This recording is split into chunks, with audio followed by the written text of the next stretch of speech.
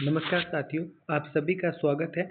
कल मैं बीएसटीसी से संबंधित राजस्थान जीके के जो महत्वपूर्ण 20 प्रश्न हैं उनका वीडियो बनाया था। आज मैं वापस जो है वो राजस्थान जीके के 20 महत्वपूर्ण प्रश्नों को लेकर आया हूँ, जिनमें से आपके बीएसटीसी में प्रश्न आएगा ही आएगा। कल की जो क्लास आएगी उसमें मैं शिक्षण अभिरुचि से संबंधित वो क्लास लेकर आऊँगा और आपको बताऊँगा कि किस तरह से शिक्षण अभिरुचि में अपन 50 में से पूरे 50 सवाल सही कर सकते हैं। तो वो क्लास भी जो है वो आप ज़रूर देखिएगा और इस क्लास को भी देखिएगा और चैनल से जुड़े रहिएगा, ताकि आप बीएसटीसी में पक्का जो है वो सफलता प्राप्त कर सके। अब अपन अपना वीडियो शुरू करते हैं। पहला क्वेश्चन है, दशरथ शर्मा ने सिंधु घाटी सभ्यता की तीसरी राजधानी किसे कहा है? तो दशरथ शर्मा ने सिंधु घाटी सभ्यता की जो तीसरी राजधानी है वो कालीबंगा को कहा है। कालीबंगा कहाँ पर है? तो कालीबंगा राजस्थान के हनुमानगढ़ जिले में है और घग्गर नदी के तट पर स्थित है। इसके अलावा सिंधु घाटी सभ्यता की खोज किसने की? तो राय बहादुर दयाराम साहनी ने की थी 1921 में। तो इस तरीके से अपन एक सवाल से जो है वो कम से कम 4 से 5 सवाल पढ़ते हुए जा रहे हैं। यानी कि अगर अपन जब 20 सवाल पढ़ेंगे तो तब कम से कम हमने 100 सवालों को याद कर लिया होगा। ठीक है, अब जो है वो अपन आगे चलते हैं। अब अपना जो है वो दूसरा सवाल है कि गुप्तकालीन स्वर्ण सिक्कों का सबसे बड़ा भंडार किस स्थान से प्राप्त हुआ है? तो गुप्तकालीन स्वर्ण सिक्कों का जो सबसे बड़ा भंडार है वो बयाना से प्राप्त हुआ है और बयाना अपने कहाँ पर है? भरतपुर में है। ठीक है, अब अपन चलते आगे।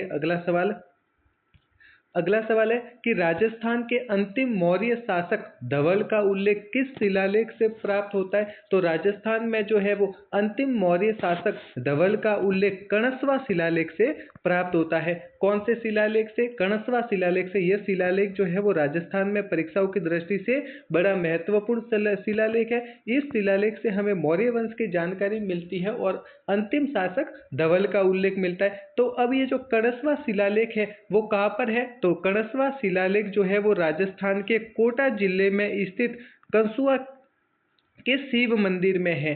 ठीक है, कणस्वा शिलालेख कहाँ पर है? कोटा जिले में स्थित एक शिव मंदिर है, कंसुआ का शिव मंदिर वहां पर है। और ये कब का है? तो ये 738 ईस्वी का ये शिलालेख है। ठीक है, अब अपन चलते हैं आगे के सवाल पर।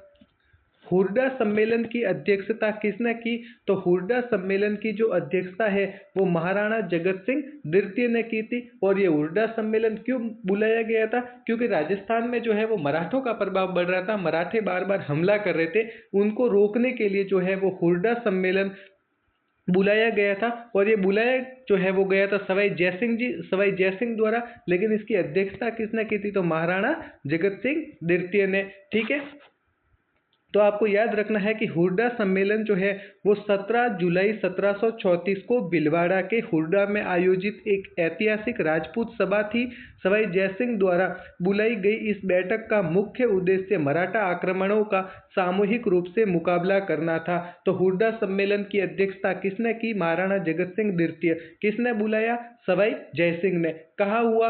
हुरडा भिलवाड़ा में। कब हुआ? 17 जुलाई 1734 को। तो ये एक सवाल से जो है वो अपन कम से कम या 5 से 6 सवाल लेकर चल रहे हैं। तो इसी तरीके से जो है वो आपको भी सवाल पढ़ने हैं, सवालों को याद करना है, ताकि यदि आप 1000 सवाल भी पढ़े तो कम से कम आप 6 से 7 हजार सवालों को लेकर चलेंगे। और जब आपके दिमाग में 6 से 7 हजार सवालों का जवाब हो गए तो बीएसटीसी परीक्षा जो है वो उसमें सफलता कोई बड़ी बात नहीं होती।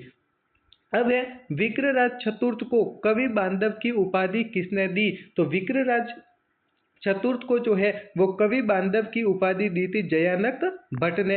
ये जयानक भट्ट जो है वो विग्रहराज चतुर्थ के ही एक दरबारी थे, ये भी कवि थे और इन्होंने जो है वो विग्रहराज चतुर्थ को कवि बांधव की उपाधि दी थी। यानी कवि बांधव का यानी जो कवियों का भाई है, कवियों को आश्रय देने वाला है, ऐसा व्यक्ति कवि बांधव कहलाता है। फिर अगला सवाल है, जयराम पेशा कानून में राजस्थान की किस जनजाति को शामिल किया गया था? तो इसमें जो है वो राजस्थान की मीणा जनजाति को शामिल किया गया था। यह कानून अंग्रेजों ने लाया था और इसमें जो है वो राजस्थान की मीणा जनजाति शामिल थी। यह कानून 1871 में लाया गया था। कब लाया गया था? 1871 में। जयराम पेशा कानून 1871 में ब्रिटिश सरकार द्वारा भारत में कुछ जनजातियों को जन्मजात अपराधी मानकर उन पर पाबंदियां लगाने वाला एक दमनकारी कानून था। तो ये भी आपको जो है वो याद रखना है। फिर है मेवाड़ की पुकार नाम से 21 सूत्रीय मांग पत्र मेवाड़ महाराणा के समक्ष किसने प्रस्तुत किया? तो ये जो प्रस्तुत किया था वो क्या था? मोतीलाल तेजावत ने। ये एक ही आंदोलन के नेता थे, मोतीलाल तेजावत। इन्होंने जो है वो मेवाड़ के महाराणा को 21 सूत्रीय मांग पत्र दिया था। तो ये भी जो है वो आपको याद रखना है। अब राठौड़ों का यूलिसेस किसे कहा जाता है? तो वीर दुर्गादास राठौड़ को जो है वो राठौड़ों का यूलिसेस कहा जाता है। और इन्हें ये उपाधि जो है वो कर्नल जेम्स टॉड ने दी थी। किसने दी थी? Colonel James Tod. Colonel James Tod का उपनाम क्या है? घोड़े वाले बाबा। ठीक है, तो राठौड़ों का यूलिसेस किसे कहा जाता है? वीर दुर्गादास राठौड़। और उन्हें ये उपाधि वीर दुर्गादास राठौड़ को ये उपाधि किसने दी थी? Colonel James Tod. Colonel James Tod को क्या कहा जाता है? तो कर्नल जेम्स टॉड को कहा जाता है घोड़े वाले बाबा। ठीक है, फिर है किसकी मृत्यु पर औरंगजेब ने कहा था कि आज कप्र का दरवाजा टूट गया है? तो जसवंत सिंह जी प्रथम की मृत्यु पर जो है वो औरंगजेब ने कहा था कि आज कप्र का दरवाजा टूट गया है। तो ये भी जो है वो आपको याद रखना है।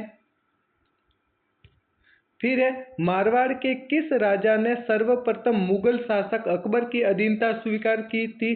तो मारवाड़ के जो है वो मोटा राजा उदय सिंह जी है, उन्होंने सबसे पहले अकबर की अधीनता स्वीकार की थी। अब मारवाड़ में तो मोटा राजा उदय सिंह जी ने सबसे पहले अकबर की अधीनता स्वीकार की थी, लेकिन पूरे राजस्थान में सबसे पहले अकबर की अधीनता किसने स्वीकार की थी?